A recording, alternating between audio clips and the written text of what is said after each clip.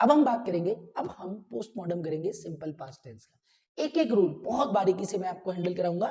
तो फ्रेंड्स सबसे पहले तो इसकी थ्योरी जान लीजिए कि कोई भी ऐसा Hindi statement that ends by verb plus आईए या ताथा तिथि तेथे वो सिंपल पास्ट का स्टेटमेंट होगा, अर्थात कोई एक्शन पास्ट में ही शुरू हुई और पास्ट में एंड हुई, simple past.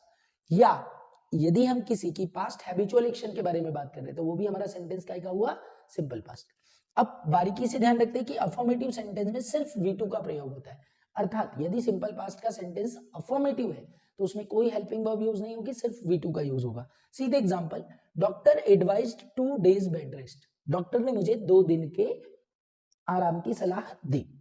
I learn English from Miracle, मैंने मिरेकल से इंग्लिश सीखी। ही प्लेड क्रिकेट, वो क्रिकेट खेलता था। तो फ्रेंड्स आपने देखा कि अफर्मेटिव सेंटेंस में कोई भी हेल्पिंग वर्ब यूज नहीं होती है, सिर्फ V2 का यूज होता है, एडवाइज्ड, लर्न्ड, प्लेड। आगे देखिए, सभी नेगेटिव और इंट्रोगेटिव सेंटेंस में डिड प्लस V1 का प्रयोग होता है। अब यहां पर अपने नॉलेज को पक्का कीजिए कि यदि स्टेटमेंट हमारा नेगेटिव या इंट्रोगेटिव है और सिंपल पास्ट का है तो उसमें डिड प्लस V1 का यूज होगा। सीधे example, he did not know me, वो मुझे जानता ही नहीं है। I did not play cricket, मैं क्रिकेट खेलता ही नहीं हूं। ओके, मैं क्रिकेट नहीं खेलता था। डिड दे गो, क्या वे चले गए? व्हेन डिड दे गो, वे कब गए? तो फ्रेंड्स ऐसे स्टेटमेंट के साथ हम किसका यूज करेंगे, डिड का, यदि स्टेटमेंट नेगेटिव या इंट्रोगेटिव।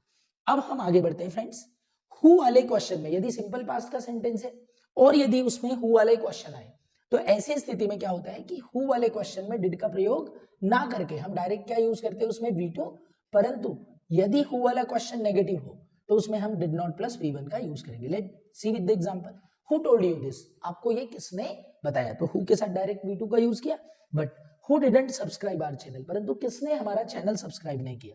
तो जब नहीं की बात हो रही तो आपने डिड नॉट जोड़ दिया। हु टॉट यू इंग्लिश, आपको इंग्लिश किसने पढ़ाई? हु डिड नॉट पे द फी, परंतु फी किसने नहीं भरी। तो क्या ध्यान रखना है फ्रेंड्स कि सिंपल पास्ट के किसी भी स्टेटमेंट में यदि वो अफर्मेटिव है तो सिर्फ V2 का यूज होगा, यदि वो नेगेटिव या इंट्रोगेटिव है तो डिड प्लस V1 का यूज होगा, और हु वाला यदि क्वेश्चन है तो हु के साथ डायरेक्ट V2 का प्रयोग होगा, परंतु हु के साथ यदि नेगेटिव आता है तो उसके साथ हम क्या यूज करेंगे गाइस,